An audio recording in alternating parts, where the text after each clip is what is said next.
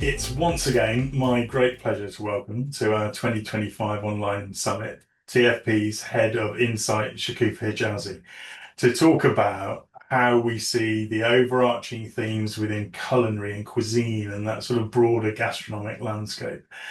Um, I'm not sure what year we're in now, Shokofeh, but we've been doing this for a bit. Thanks for joining today. It's always brilliant to welcome you to the virtual summit stage.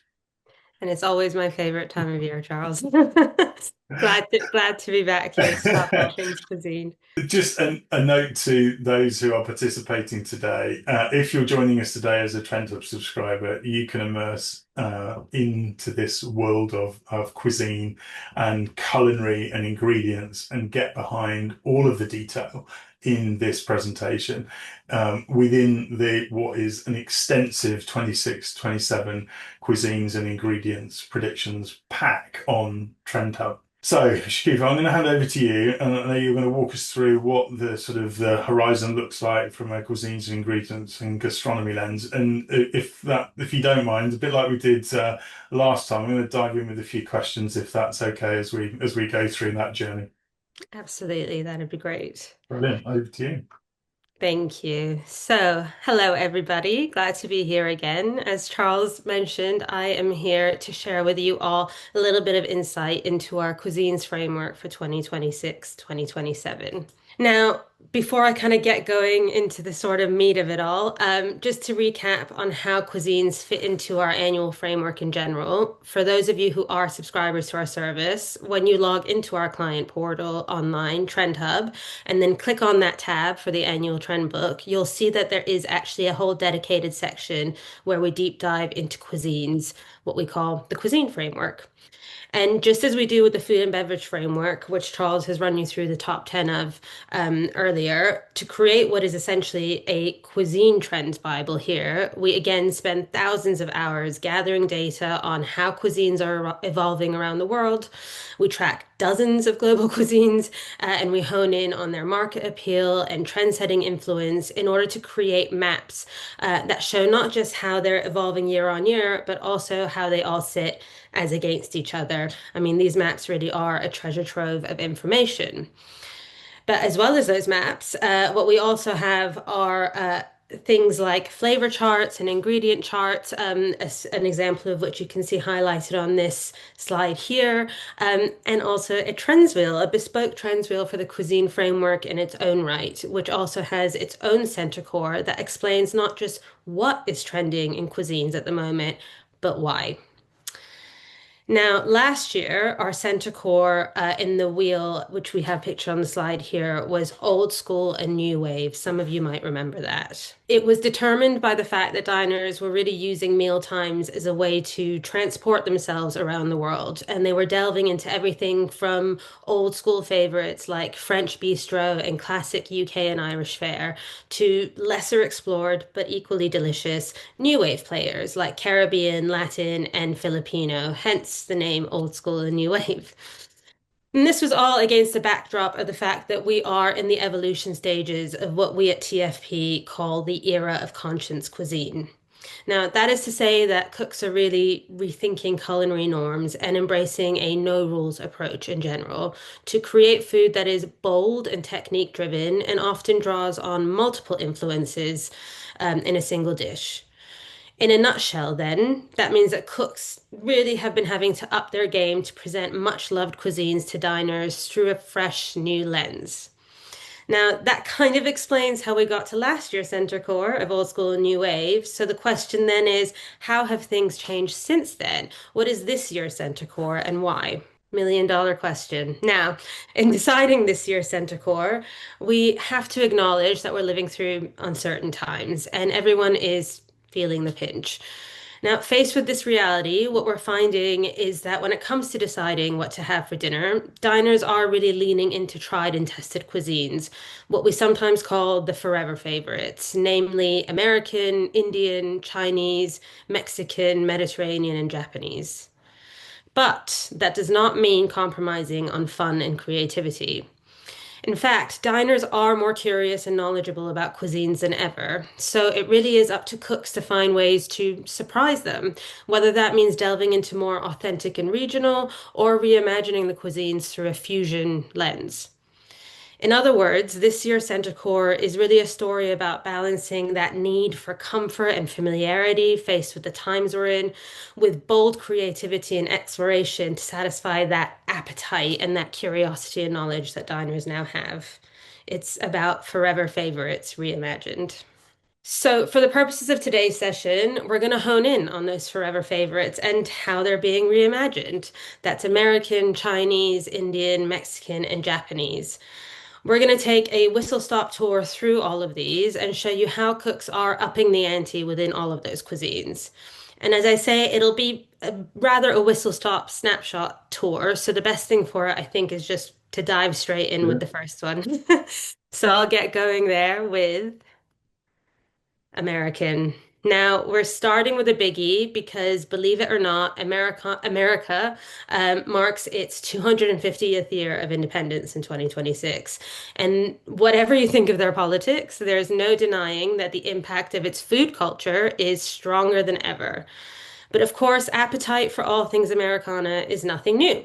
So the question is, what is new and trending in American cuisine right now?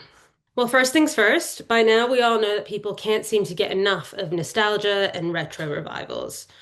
Where American is concerned, that means a lot of leaning into good old-fashioned all-American fare that prioritizes comfort over fancy frills. That means the likes of burgers and hot dogs, of course, but also sloppy joes, corn chowder, tater tots, po' boys, muffaletta sandos, and also lots of riffs on iconic fast food favorites. I pulled out the example on the middle of this slide here because I just love it. It's a riff on the filet of fish. Instead, here it's a hot honey fried catfish with ahi dulce, coleslaw, and a Kraft single slice because why not? What we're also seeing, in addition to sort of a renaissance and things like that, is a renaissance in comforting foods in general that you might expect to see if you pulled up to a counter seat in a diner. So things like grilled cheese and tomato soup specials, or a club sandwich and curly fries, Cobb salad, a fried chicken combo plate with homemade biscuits and coleslaw and gravy. And for dessert, because we never forget dessert, as we know it's a big trend this year too, we're seeing the likes of s'mores and cookies, which have now become ubiquitous. They're making way for old-fashioned favorites like apple butter, banana pudding, pound cake, and beignets, which are those sort of sugar-dusted donut-like things from New Orleans. Oh, and we mustn't forget about pie. Pie every which way. But we're not just talking apple and pecans. There's loads of fun twists coming through. Things like minty grasshopper, sour cherry pie with a potato chip crumble, Mississippi mud pie brownies, or I really love the example on the bottom of this slide, which is a creamsicle inspired orange and whipped cream pie. I mean, just looking at it sort of transports you to like the Jersey boardwalk on a sunny day eating an ice cream. It's amazing.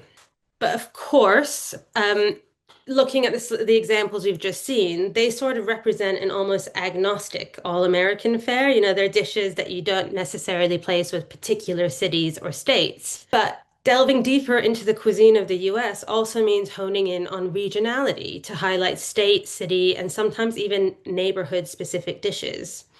You've got to remember that the US has 50 states to explore, way beyond the go-tos like New York and California from a cuisine perspective. And each of them really do have their own unique food culture, including the often overlooked and underrated Midwestern states. I'm talking about things like Chicago-style hot dogs that get topped with giardiniera relish, of course. Nebraska-style cheese Frenchies. If you haven't had one, it is basically a grilled cheese sandwich that gets coated in cornflakes or cracker crumbs and then deep fried for a bit of extra Oof. crunch to the cheesy goodness. Or Cincinnati chili, which is basically spiced chili and cheddar served over spaghetti. I mean, what's not to love there? And if you've got a sweet tooth, there's dishes like Michigan bumpy cake, Pittsburgh almond tort, and Midwestern cookie salad, which you've got pictured on the top of this slide. Yes, this is a real thing. In fact, dessert salads in general are a particular Midwestern delight. Basically, ingredients like fruit, candy, cookies, pudding, jello, marshmallow, whatever you like, really, combined and served up salad style.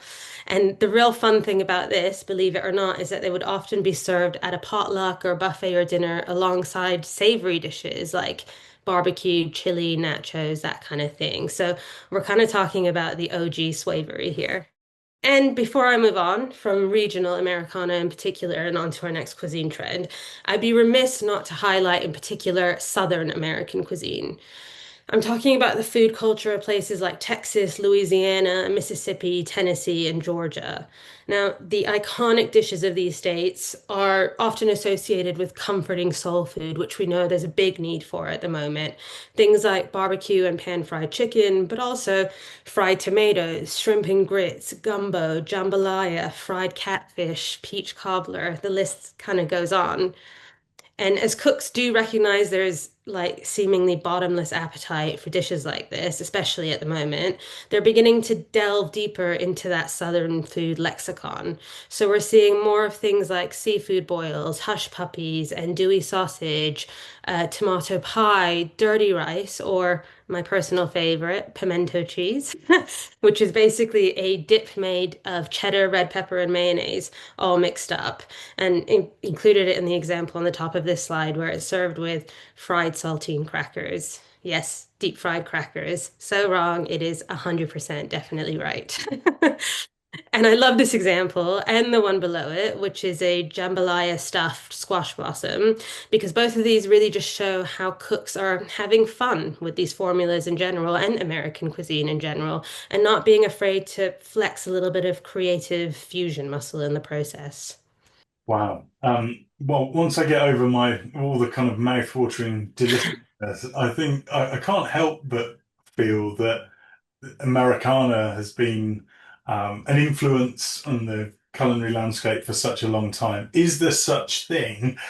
I'm not wishing to cause any offense of peak Americana. Is there still any? Is there any more room for this to grow, or are we saturated when it comes to Americana? We are absolutely not saturated. I mean, I think it really is important to remember the sort of cultural impact point. You know, as I say, we're going into the 250th year of independence in 26. That's going to have a lot of fanfare around it. We've also got a lot of big American borrowed nostalgia film franchises and TV Yeah. shows coming through. Stranger Things, Super Mario, Scream, Toy Story 5. I mean, American culture and its food culture is really going to stay front of mind. And I think the other thing to remember is that it's not just nostalgia for the culture that these dishes and foods sort of tick a box of. It's also the fact that they're budget friendly, they're no frills, as I said. Yeah. They you can recreate some of these on a budget, and they're really just crowd pleasing. And I think when you think of it in those terms, the number of boxes they tick when you look at dishes like hot dogs, sloppy joes, banana pudding, I mean, they really are just huge crowd pleasers, and there's no reason that you can't kind of riff on those and No, explore all of the potential that they represent. no, it makes complete sense. Oh, sorry, supplementary question. What's bumpy cake? Bumpy cake. Ah, well, if you go into the framework, you'll see an example, Charles. But it's essentially a sort of chocolate cake that the bumps on the cake are essentially strips of white frosting that kind of they pipe in lines along Yeah. the top, and then they pour a layer of chocolate over that. So Wow. in each bite, you get a little of that sort of like vanilla bumpy Yeah, stretch, if that okay. makes sense. Yeah, Yeah. It, excellent. Delicious. As I say, I couldn't give all the goods No, away in no, of today's course. session, Charles. There's a lot of examples that you'll find if you delve into the framework itself. Staying on crowd-pleasing classics, as I just said, I think let's move on to the next Mm. cuisine because there's lots more deliciousness there to explore. We have got up next Chinese. Now, this one is arguably everyone's favorite Friday night takeaway, or up there, if not the top. Some of you remember that we did touch on Chinese cuisine in last year's framework, where we looked at how diners were starting to better understand that there is no singular Chinese cuisine. Because China has a vast, diverse culinary landscape, and diners are keen to dig deeper into regional specialties, there's a lot of room to explore on this one. So let's just dive straight in, as I say, with authentic and regional. Now, it's still very much the case this year that people are keen to explore that regionality and the local specialisms within that culinary landscape of China, and it's becoming more of a focal point, in fact. This is for the diners that are really keen to understand the difference between the cuisines of places like Hunan and Hong Kong. They want to try the cumin spice lamb skewers from Xinjiang that they might have heard of, or cult favorite Lanzhou Lammian, which is a beef noodle soup that's giving ramen and pho a run for its money as the sort of go-to comfort bowl. And of course, there's seemingly bottomless appetite for Sichuan dishes, things like dan dan mian, malatang, which is spicy hot pot, or mapo tofu, which is actually what's pictured in the example on the bottom of the slide from a restaurant in Singapore that serves not one, but four types of mapo tofu. And if you think that authentic regional Chinese means just street food and comfort fare, like some of the dishes I just described, guess again, because new wave cooks are also really redefining what we call modern Chinese cuisine, playing with formats like char siu or fried chicken or bao, and really presenting them through an haute cuisine lens, often with like a little global twist to sort of take it next level, a bit like the example that we've included on the top of this slide, where we've got a shredded duck and sticky rice parcel. Now, all of that being said, of course, there's no denying that when a lot of people think of Chinese cuisine, their mind takes them to some of the fusion favorites that they tucked into at the local takeaway as children. And that's not necessarily something to feel guilty about. After all, Chinese cuisine has been fused with the food cultures of places like America, India, and the UK for loads of years, and it has created legions of fans who cannot get enough of things like lemon chicken, chow mein, chop suey, Chinese chicken salad, kung pao chicken, sweet and sour, everything. Yeah. So the point is like, who's to say that the love for dishes like this can't be dissected to create gourmet and elevated takes on fusion formats like those? There's a new wave of third culture cooks that are doing just this. They're managing to create Chinese American, Chinese British takes on dishes without being gimmicky by refusing to compromise on taste and quality at the core. Now, I love the examples on this slide to bring that point to life and just show some of the ways that this is manifesting. We've got a flambéed volcano chicken, which is from a cult Chinese American restaurant in LA, sweet and sour crispy whole fish, which the restaurant actually suggests eating with a glass of vintage champagne, because why not? And of course, arguably the takeaway reimagined item of the moment, a riff on the Chinese Irish spice bag, one of my personal favorites. Now, what these examples really show is that fun fusion can also mean gourmet.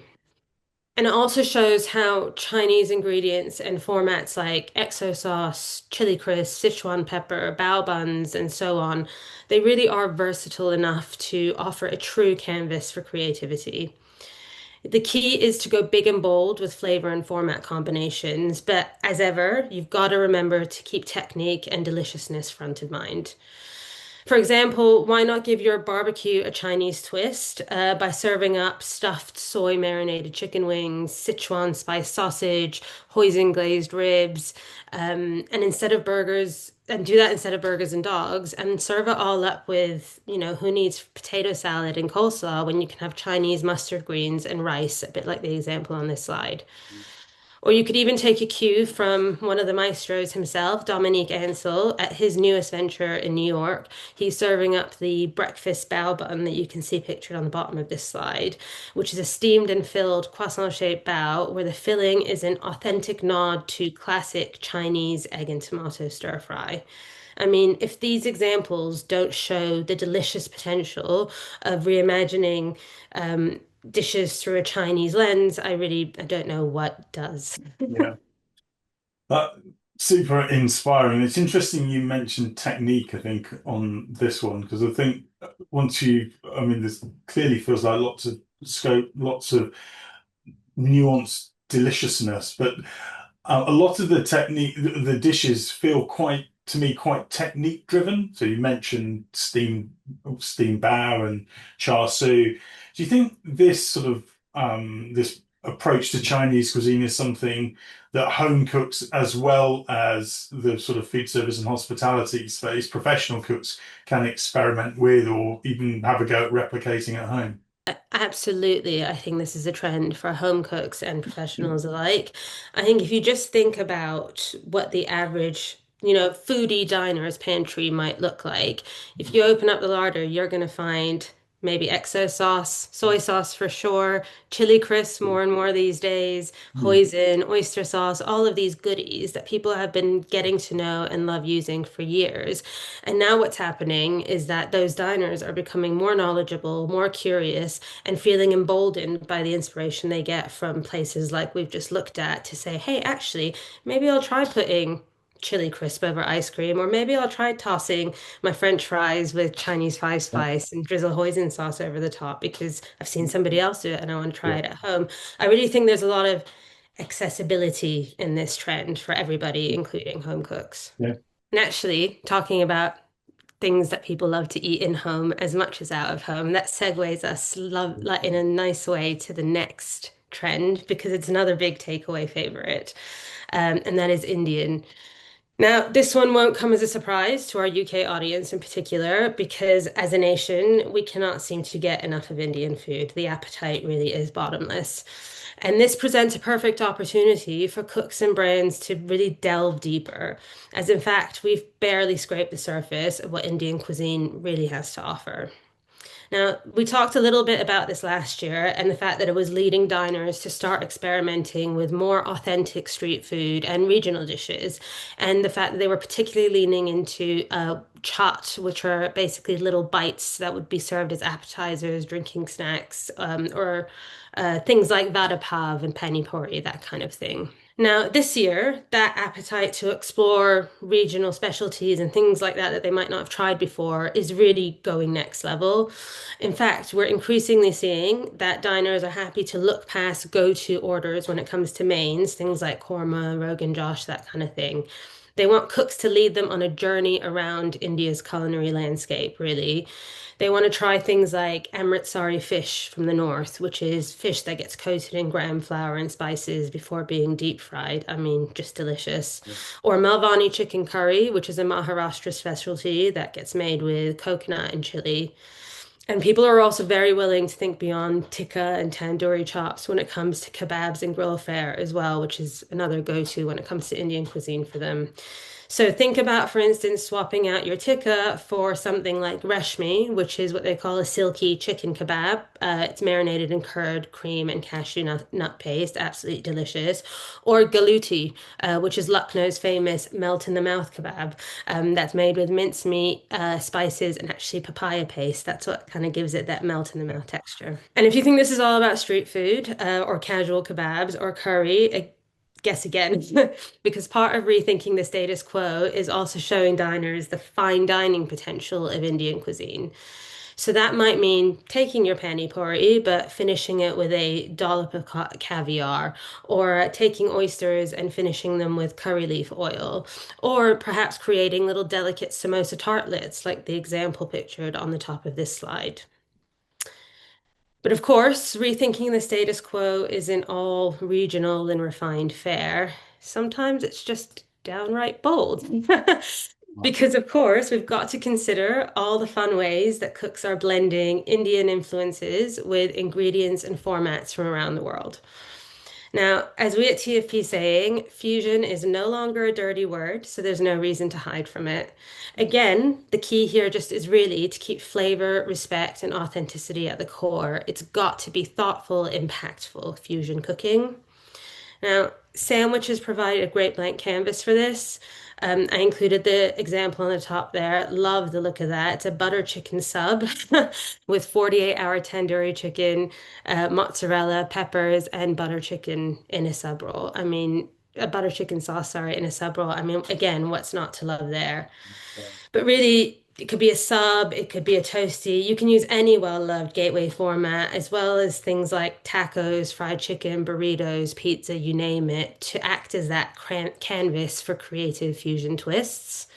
So go ahead and try your hand at things like fried chicken with pakora waffles, or samosa nachos with a curry queso sauce, or use little mini rotis as a taco base and top them with tandoori lamb, or even an Indian breakfast sandwich, a bit like the one pictured on the center of this slide. You could fill it with anything like masala spiced omelet, Goan sausage, tamarind ketchup, jaggery bacon. The list kind of is endless, and it's all perfect for washing down with a lovely chai. And actually, thinking of things that go well with a chai, let's not forget about saving room for pud. Yeah. Now, Indian sweet formats are historically a bit less ubiquitous on the global scene, but I think that's just because their savory counterparts are so popular Yeah. that it's hard for them to sort of vie for the attention that they deserve. But this is changing and fast. Now, cooks today are really experimenting with traditional Indian sweets and dishes like gulab jamun, which are those sweet, sticky fritters that would be scented with cardamom and rose.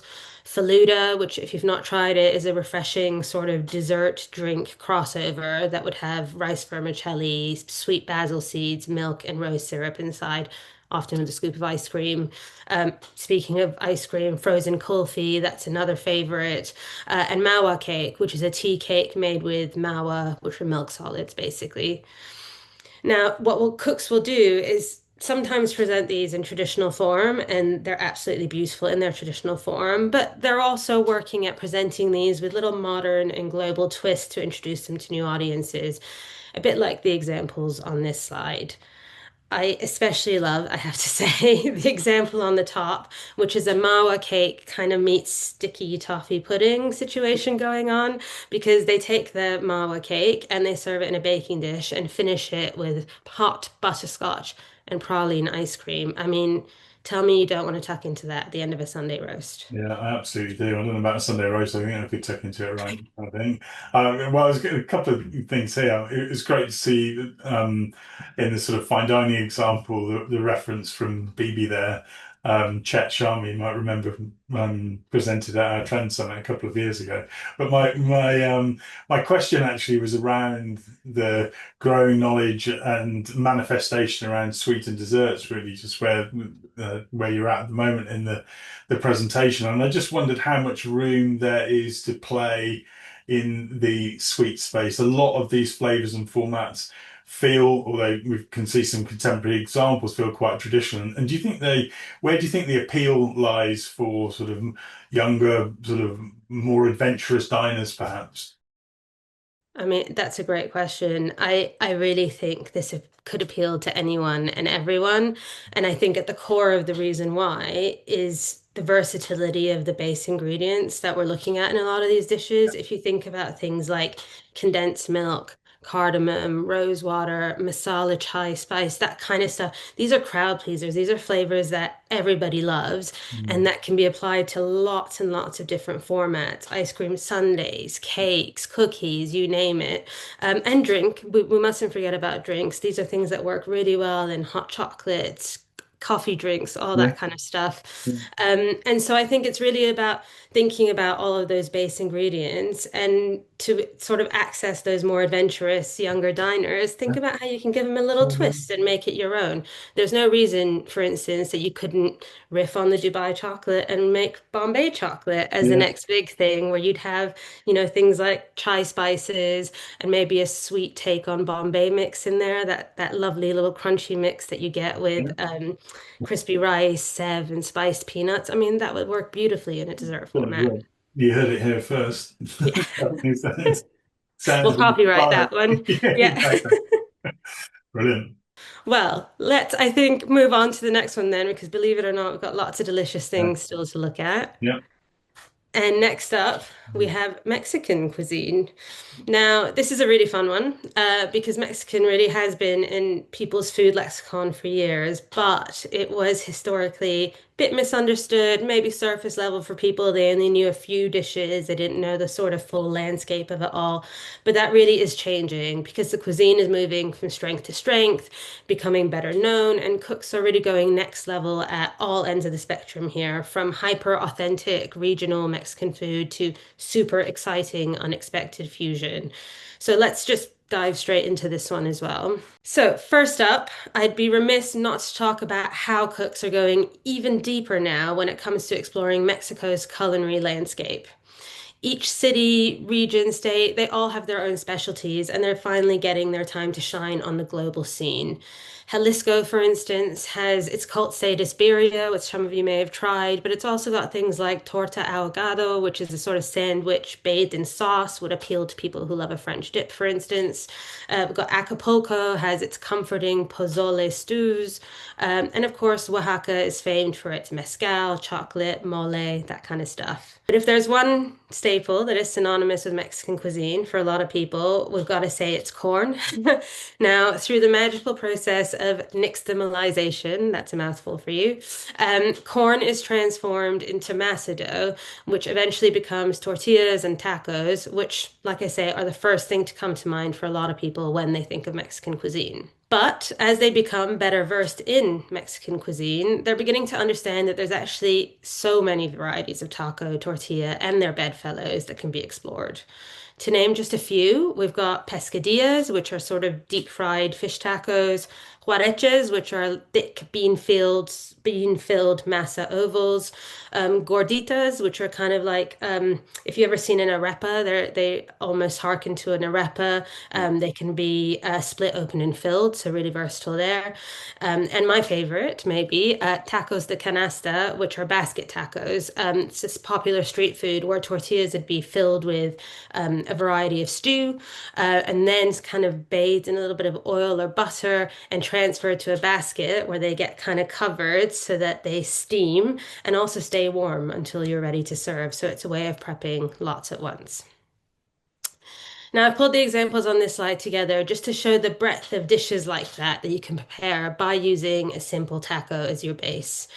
We've got things like the viral Trompo taco at Santo Taco in New York, which is, I mean, so simple. It's steak and avocado salsa, but it's an absolute showstopper and people can't get enough of it. That looks Um, yeah, but then, amazing. at the other end of the spectrum, you can sometimes even go downright tongue in cheek with things like the salchi tacos, which we've got on the bottom of that slide, which are actually a riff on a popular street food in Guadalajara, which is basically a hot dog wrapped in a corn tortilla and deep fried. I mean, who needs a sausage roll when you've got that?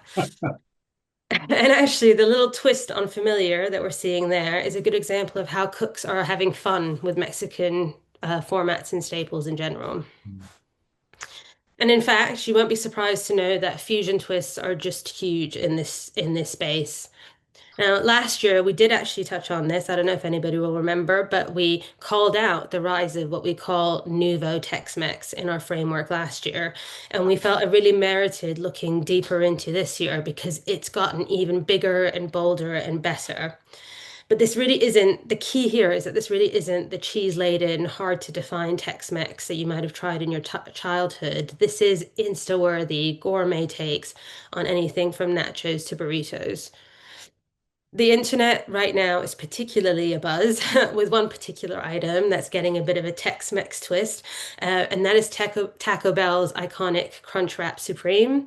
Now, in case you haven't tried one before, it's basically it's made by taking ground beef, nacho cheese, lettuce, tomato, and sour cream, topping it with a crispy tostada shell, and then wrapping all of that up in a large flour tortilla. So you get that kind of amazing, well, crunch, that hence the name Crunch Wrap Recipe. It's flavor and texture and everything combined.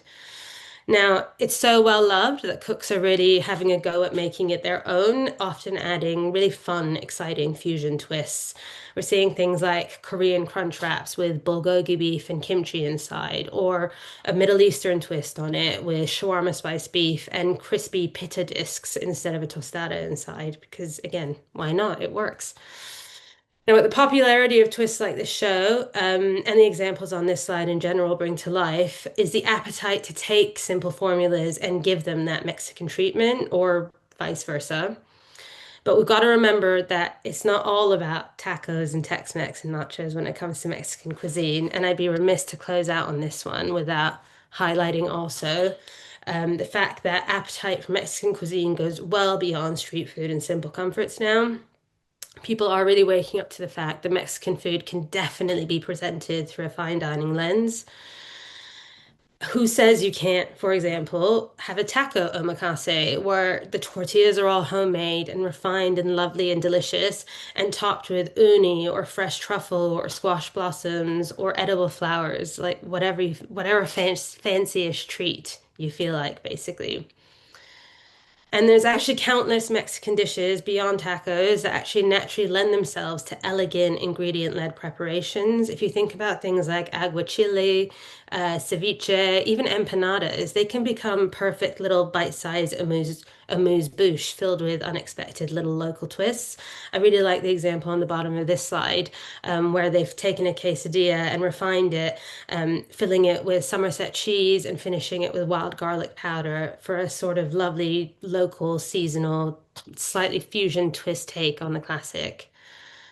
And in fact, there's no reason why ingredients like oysters and caviar even can't find their place at a table in Mexican haute cuisine. So if you look at the example on the top there, it's from a Mexican hotspot called Akiyama in New York. Now, as well as oysters with this sort of spicy, I mean, this looks so delicious, I can't even. As well as the oysters pictured here, they also have a $90 platter of caviar that you can order that gets served up with little blini-sized gorditas instead of the classic blini, and some pureed ayacote bean for dolloping on top instead of like a creme fraiche type situation. It really is. I sort of wanted to highlight these just to kind of hone in on the fact that this is really all about embodying that no rules approach again, rethink the status quo, and remember there is something for everyone here. I suppose the point that you make there and that you end on is probably the basis of my question really around Mexican is that I think what you're highlighting is the ends of the spectrum. You've kind of got Tex-Mex and cheese frito pie at one end and then oysters and caviar at the other. Where do you see the most sort of opportunity or scope for, the audience, I suppose, to delve deeper into Mexican? Well, I really do think there's opportunity here across the board, depending on who your target audience or customer is. Probably one area that I'm most excited by is that kind of Tex-Mex space because I really love the story about it sort of throwing off its sort of shackles that it may have been tied to historically because it was misunderstood. People thought it was just about putting cheese on top of whatever, enchilada, all that kind of stuff. Yeah. And the fact that we've already evolved so far to create this nouveau Tex-Mex that is properly gourmet and exciting and different. I mean, I would love to see how much further this could go because, Yeah. we've got the established appetite for mashing up Mexican and American. Who's to say that you can't take Tex-Mex and mash it up with other cuisines or Yeah. Mexican with other cuisines? So, take that premise and think about things like Indian Mexican, samosa nachos. What doesn't work about that? Or Japanese Mexican, where you could have taco bases and top them with teriyaki or karagi and that kind of stuff. There's just a lot of Mm. opportunity to explore in this fusion space by taking a cue from who's doing it really well in the Tex-Mex space right now. Yeah, I have a particular affiliation to Tex-Mex long, long time ago, long before the food people, long before coming into the main sort of food industry. That was my sort of early post-uni sort of chefing days in Tex-Mex, so particular affiliation there. Oh, I mean, me too. I think one of the first meals I ever made for my family were those, the crunchy taco shells Yeah, that you exactly. get out of, yeah, like thinking that I was the world's most gourmet chef throwing that together. But I think of that and it's one of my happy foods, and there's no reason that it can't be elevated to gourmet levels. No, Absolutely. exactly. And Super. actually, talking about Tex-Mex and sort of merging multiple cuisines is a nice segue Yeah. to our next trend. because we have merged a few cuisines here, I'll admit. It's a bit cheeky. You could argue that we're squeezing lots into one place, and you wouldn't technically be wrong because we have pulled out Mediterranean as our next trend. And when we say Mediterranean, we're calling out the cuisines of southern France, Greece, Spain, and Italy together. Now, we're doing this not just to be cheeky, but because there are really key commonalities between them, climate, produce, ingredient-led cooking, all of that good stuff. But also, more importantly, they're aligned because of the reasons why diners are leaning into them. These are the cuisines that really evoke feelings of living that Mediterranean good life. Vibrant dishes, long lunches, sunny holidays, blue zones eating, maybe a glass of wine to wash it all down from time to time. It's all of that good stuff, as I say. So, with that in mind, let's just break this one down a little bit and see what Mediterranean holds for us. Now, first up, Italian. Now, nothing says dolce vita, living that med good life, as I say, like Italian food. And we all know that in recent years, customers really have been doubling and tripling down on their love of Italian food. We can't get enough. It really is bottomless there. And we've already seen to that end the likes of Roman pinza, homemade mortadella, pizza frita, cacio e pepe, that kind of stuff that maybe wouldn't have been so big 10, 15 years ago. I mean, they're now ubiquitous and they'll feature on restaurant menus all over. So, with that being true, why not think about exploring the lesser known? And so we say, think about honing ever more regional and more rustic and unexpected in the dishes that you pull out. Things like salsiccia de bra, which is actually pictured in the middle of that slide. It's a Piemontese special where it's raw sausage made with veal, pork, and spices, and you can serve it up tartare style like they do at 10 William Street. But that's really just the tip of the iceberg because there's so many dishes in that vein to explore. There's things like Roman braised artichokes, which are delicious, or friselli pugliesi, which are those, if you've got an Italian deli shop near you, you might have seen them. They're those crunchy, dehydrated wheat bread rings. I think they're Durham wheat. Yeah. Super crunchy and hard, but you revive them with olive oil and then you just add tomatoes or anchovies or whatever you like on top. Perfect, I have to say, also for tapping into that snackification Yeah. trend, which we're looking at this year in general, and Yeah. all things on toast, and taking cheap and cheap things and turning them into something gourmet, which is a big trend across the Yeah. food world in general. Yeah. Now, again, also don't be afraid to have a little third culture fun in the Italian space as well. Fusion is not a dirty word, as we say. So try your hand at a cauliflower Milanese, for instance, or pasta crisps, or a pepperoni pasta salad. Why not? Or an arancini salad, like the example pictured on the bottom of this slide, where the arancini kind of act as cheesy Yeah. croutons. Yeah. And for dessert, again, it's about thinking beyond the obvious. Tiramisu, Amalfi lemon tart, they're brilliant. I love them. But let's think beyond those. Why not try having a fruit crostata instead, or a merengata, which is the example pictured on the top of this slide, essentially a frozen dessert with meringue and cream. There's also things like, lemon and olive oil semi-freddo, or like play with ingredients like fior di latte to make a soft serve that you serve with biscotti. Yeah. There's familiarities in it, but also lots of newness for people. Then again, Italian might not be your thing, and perhaps Spanish is, and the Med delivers on that front too. Spanish, in fact, is having a huge renaissance in general, so we really wanted to delve into it in the framework this year. Diners we're finding are really thinking beyond their typical favorites, things like padron peppers, chorizo, pan con tomate, paella. I mean, there's lots of love for those, but people feel versed in them, and so they're ready to go further. They want to get playful with ingredients like piquillo peppers or chistorra sausage or morcilla, which is like a sort of blood pudding. And they're also keen to explore regional and even city-specific dishes, things like Barcelona-style fideuà, which is like paella but made with those short vermicelli style noodles instead, or escalivada, which is a sort of Catalan smoky roasted vegetable dish, perfect side for pretty much anything. Of course, that's not to say that there's not still loads of appetite for tapas and pinchos. The popularity of picky bits that we've seen really become mainstream in recent months, means that tapas and pinchos are going to go from strength to strength because we've only just scraped the surface of what that sort of what they deliver. So again, it's about cooks getting more creative with them, introducing people to things that they might not have expected. Things like deep fried mini bikinis. Bikinis are those ham and cheese sandwiches that you might have as a drinking snack in Spain, or paella spiced arancini balls, or savory cheese churros. Basically, having a little fun and experimenting with different flavors and formats. I also love the ultimate gourmet drinking snack, picture in the middle of this slide. You can take olive oil fried potato crisps, take them straight out of the fryer, or take them out of a packet, to be honest, it'll still work. And then just layer it up with whatever cured meats or tinned fish or whatever takes your fancy to sort of satisfy that salt texture craving that you get when you're having a glass of wine or something. And the example here, the crisps have been layered with salty anchovies, tuna belly, tinned mussels, and spicy peppers. I mean, thank you as ever, Jose Andres, for the inspiration because that just looks absolutely delicious. Very good.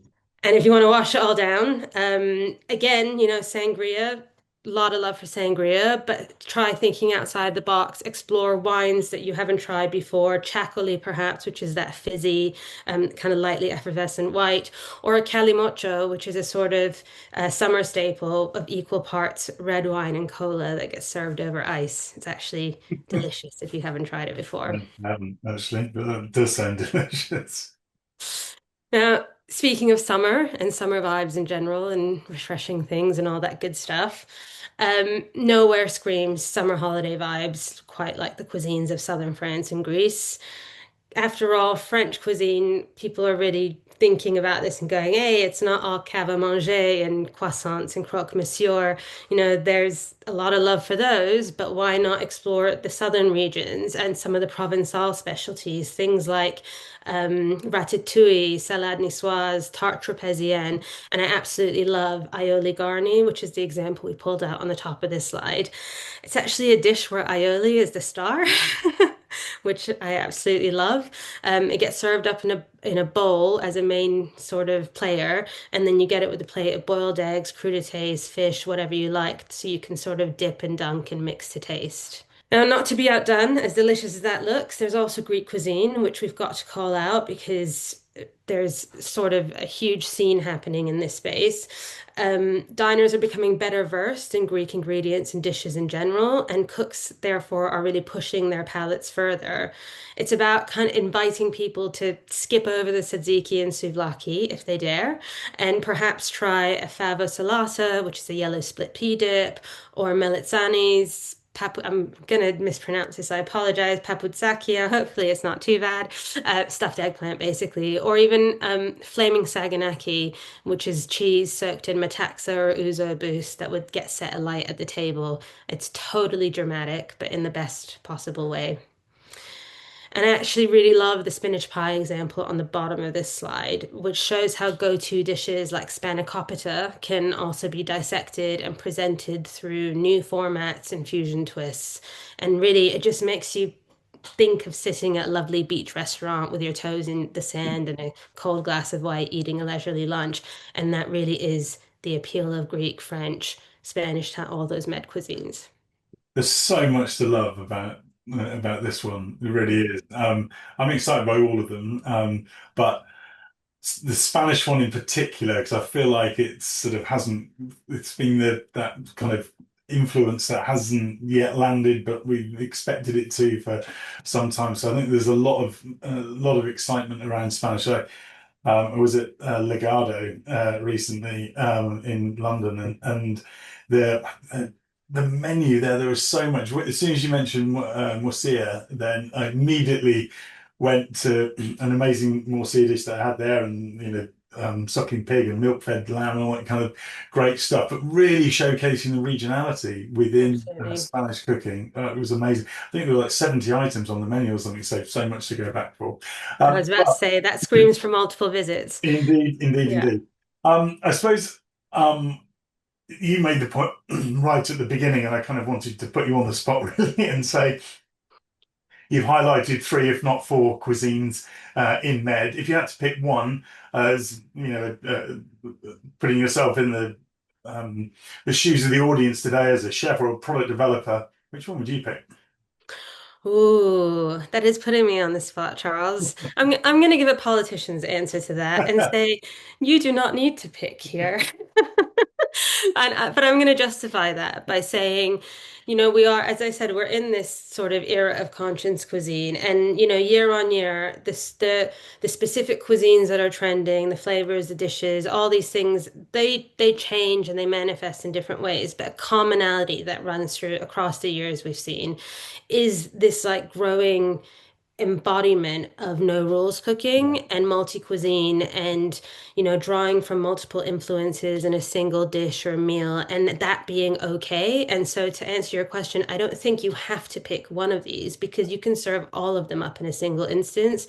You could do a sort of charcuterie and picky bits grazing table where you'd have Spanish gildas and little Italian panzerotti and aioli and crudités and saganaki skewers and calimocho as your drink. You could have that all in one space and it wouldn't feel No, inauthentic as long as you make sure each of those things is the best version of it can yeah. be. No, I love it. I'm particularly inspired. I'm looking at their Greek style calamari with peppers on aioli now and feeling I want that right now. I know, tell me about it. Well, we've got one more Go on then. cuisine to Give go us the through, last and one. then we've done that. You can maybe sneak off for a little calamari or spanakopita or something. We have got Japanese.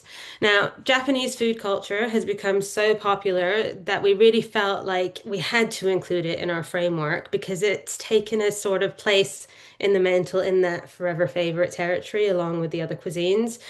But what we wanted to look at is, well, why it's taken that space, but also what is trending within it in particular and why.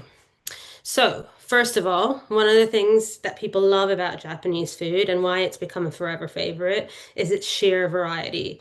Now, when you need comfort food, there's soul-satisfying ramen. When you want to go out with friends for a beer, you can tuck into izakaya things like tempura, gyoza, yakitori, all that good stuff.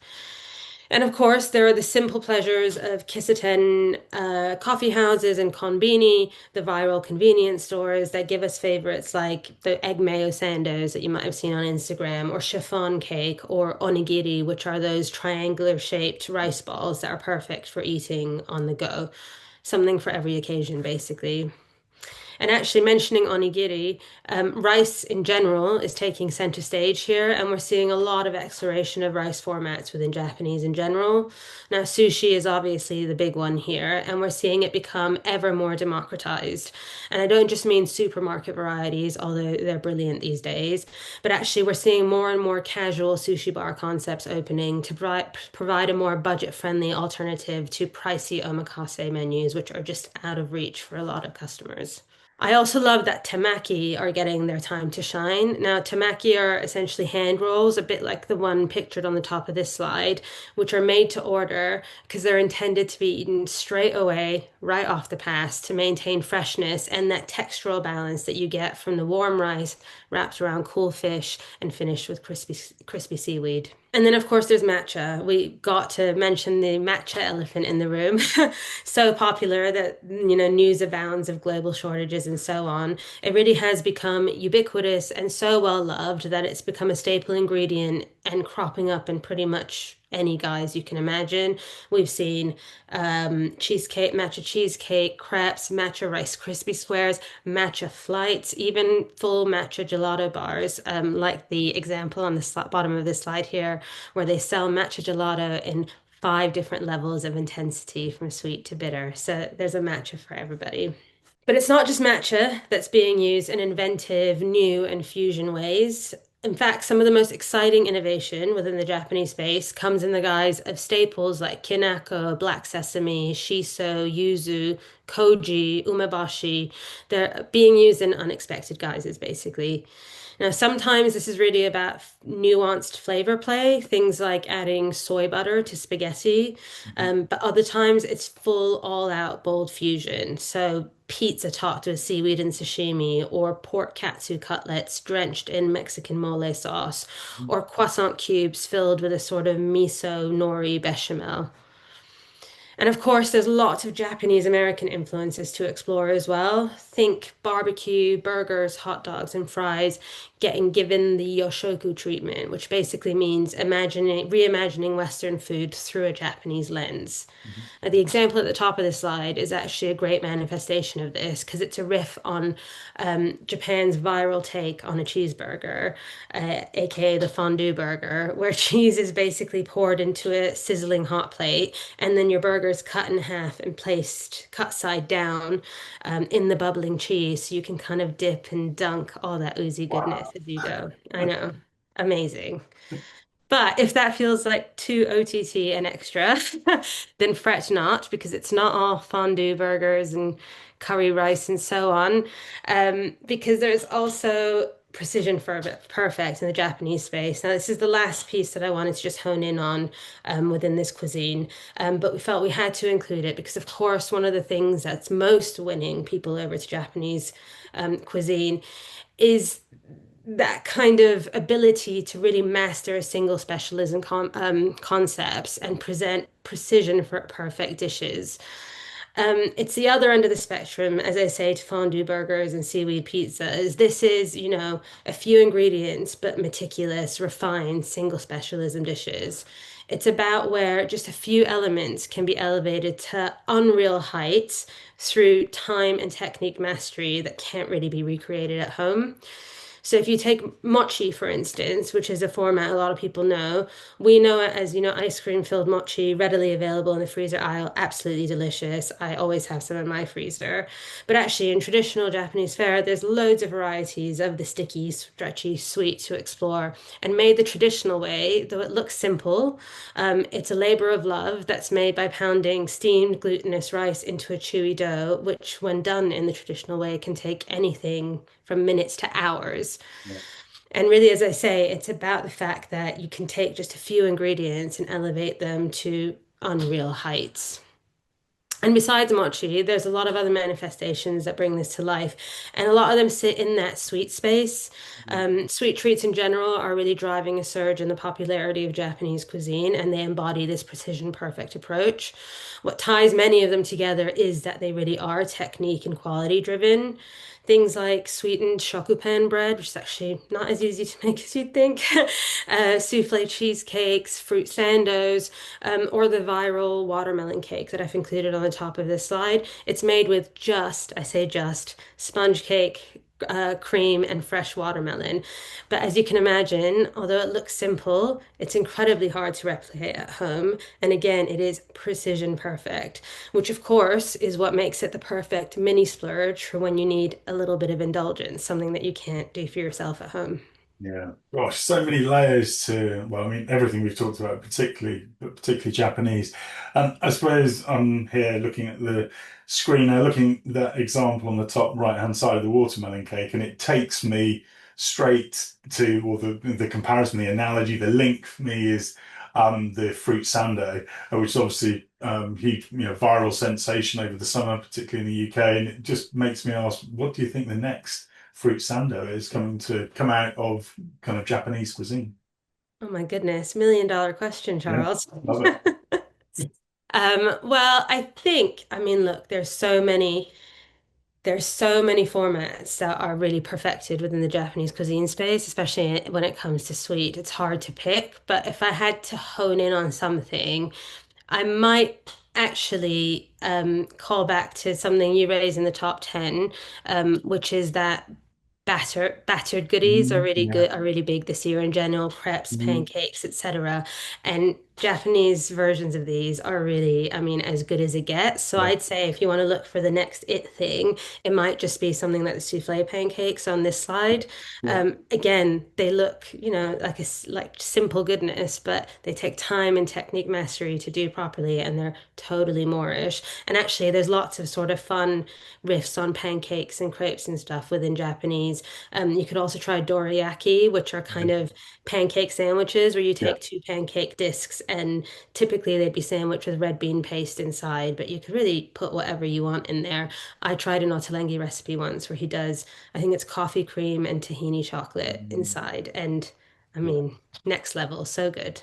Well, and brilliant that you've showcased that, because I think what it does is within Japanese, but all of the cuisines actually that we've talked about, it's those connection points. So the point of connection there you make around Japanese fluffy pancakes and other batter or sort of pancake type formats in other cultures and cuisines, and that's your entry point, isn't it? Which is how you then use exactly what we're talking about, all of the inspiration from cuisines and ingredients to move, take those familiar connection points and create new products. Yeah, embracing those sort of gateway elements, Yeah. your formats that people feel familiar with and Yeah. know and love, you can use them as your canvas to add loads of global twists. And it's not inauthentic to do this as long as we keep saying, you keep that authenticity, the Yeah. deliciousness, the quality at the core. Yeah, most definitely. Now, on that note, believe it or not, we've come to the end of all things cuisine. But that's not to say that there isn't a treasure trove of additional information online.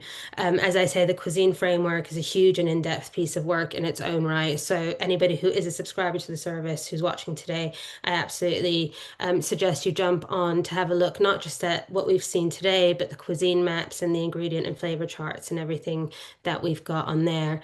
And again, just to sort of take us back to the starting point, if there's one message to get home, it's that just because diners are leaning into forever favorites, things that they feel like are familiar comforts, that doesn't mean that there isn't an absolutely massive opportunity here. You can still surprise them with new dishes and innovations, as we've just said, embrace those sort of gateway formulas that can act as your canvas to take influence from multiple cuisines and really surprise people and balance that need for, as I say, exploration as well as familiarity. It's doable and it's exciting.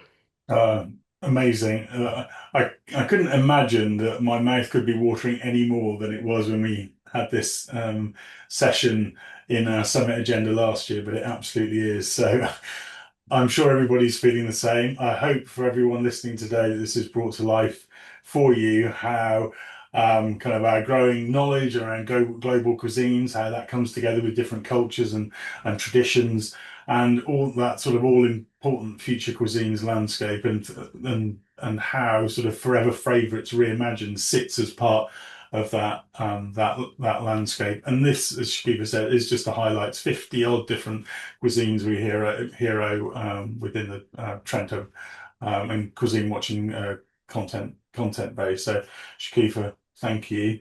As always, a great pleasure to welcome you to the virtual stage and talk all things gastronomy, cuisine, and ingredients. Thanks so much for joining. Thanks for having me.